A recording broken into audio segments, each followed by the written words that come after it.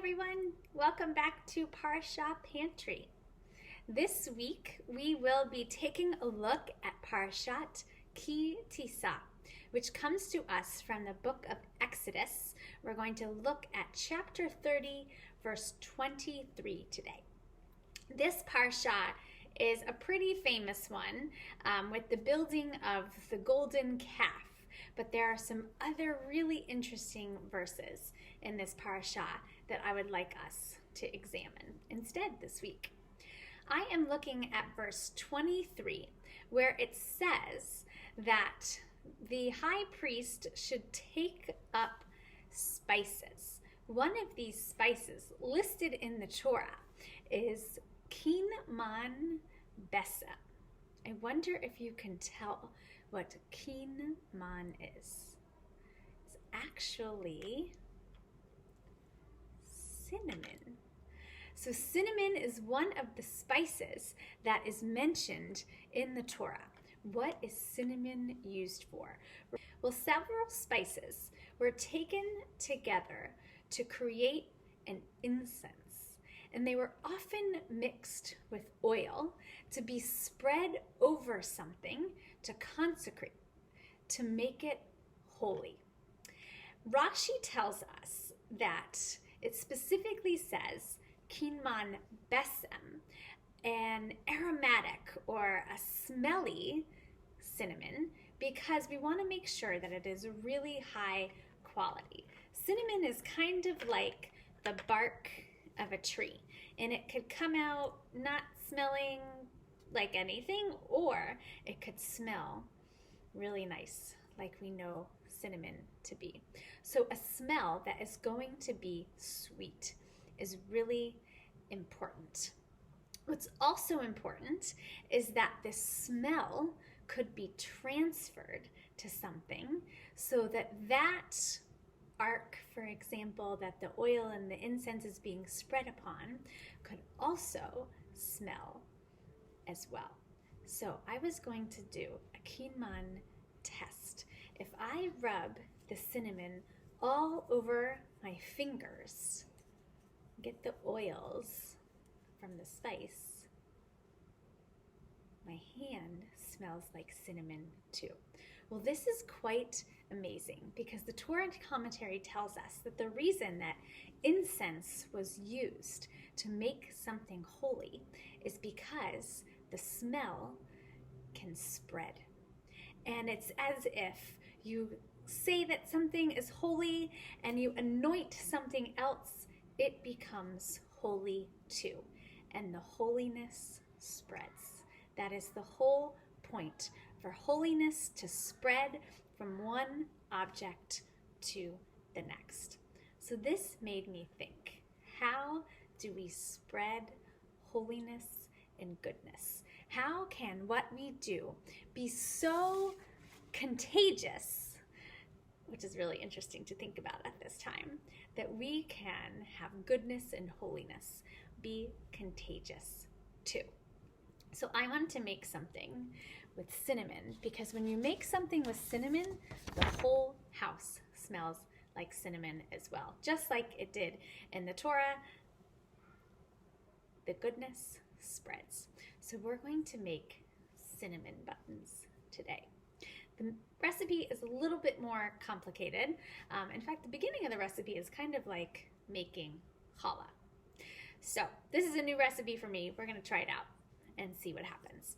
We need a few things. The first is 3/4 cup of milk that I've put in the microwave for about 45 seconds because it needs to be warm, about 110 degrees.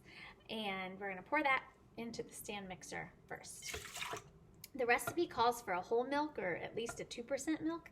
Must be more rich if you use a more rich milk. So the next thing that we are going to add are 2 1/4 teaspoons of dry, fast-acting yeast. I actually keep a lot of yeast around because we use it for challah, but this would equal 1 package of yeast if you were using the packages. But if not, 2 1/4 teaspoons of yeast. The next thing we're going to do is add most of our other ingredients, including a 1/4 cup of sugar, 1 egg plus 1 egg yolk. In goes the yolk. We're going to add a 1/4 cup of melted butter, so that's half a stick. And we're going to mix this until it's combined. Just going to scrape that down, make sure it is well combined. The milk and the sugar are going to activate the yeast. So it's a little bubbly in here. So next I'm going to add 3 cups of bread flour, just one at a time. 2 cups. And I am going to switch to the dough hook to add the 3rd cup. It's going to get really thick and I want to form a ball of dough. 3 cups. So we are just going to let the dough hook do its thing for about 8 minutes until we get a nicely formed ball of dough. It's going to knead for several minutes, and then we're going to take it out. You could also do this kneading by hand, of course. Next, we are going to take our ball of dough and place it into a well-oiled bowl. Cover it with saran wrap and a hot towel and let it sit for about an hour or an hour and a half, and it's going to double in size. So I will check back with you once our dough has risen. So I just uncovered the dough and it has risen, maybe more than doubled. So I am just going to fold it out onto a cutting board that I have lightly floured. And I'm going to roll the dough into a rectangle. See if I can get it like a 9 by 14 with a rolling pin.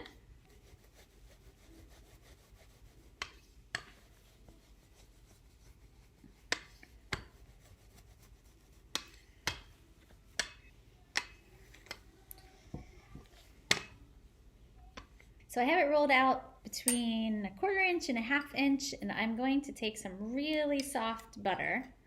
This is a total of a 1/4 cup. It's the other half of the stick of butter that I used before. And I'm just going to spread it over the whole rectangle. I don't need to go all the way to the edges because I'm probably going to cut the edges off so that it can be evenly shaped.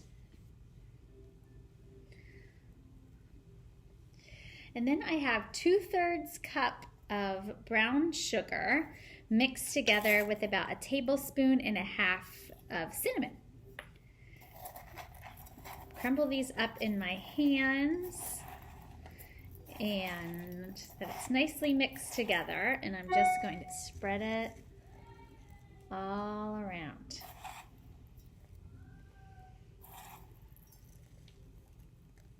I'm going to press this into the butter just to make sure it's all spread around.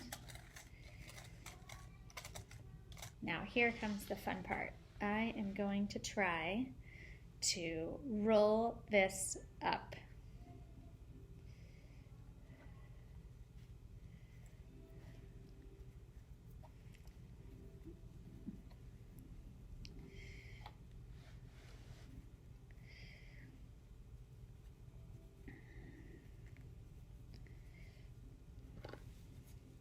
Wow.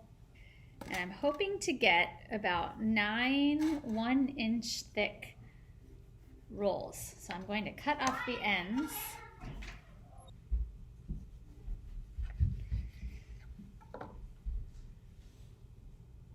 And place them in the pan.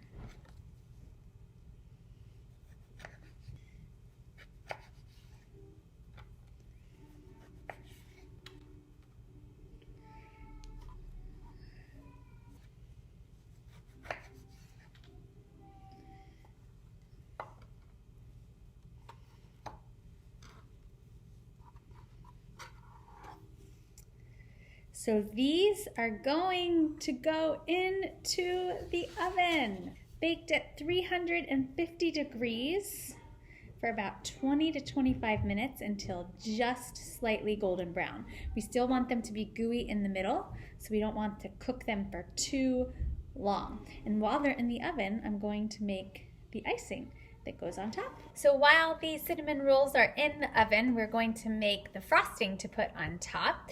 So into the mixing bowl, I'm going to add 4 ounces of softened cream cheese, 3 tablespoons of butter, more butter, 3/4 cup of powdered sugar, and 1/2 teaspoon of vanilla. And then we're gonna give it a mix. Might as well give it a taste. So after we take the cinnamon rolls out of the oven, we're gonna let them cool for a few minutes, and then I am going to spread this icing over top. Of course, it'll melt into them just a little bit. So as I finish up, I will remind you to do all you can to spread holiness at this time, for it is contagious. So have a great week, everyone, spreading that holiness around. Shabbat Shalom. The whole house smells like cinnamon. Look at those bubbling in there.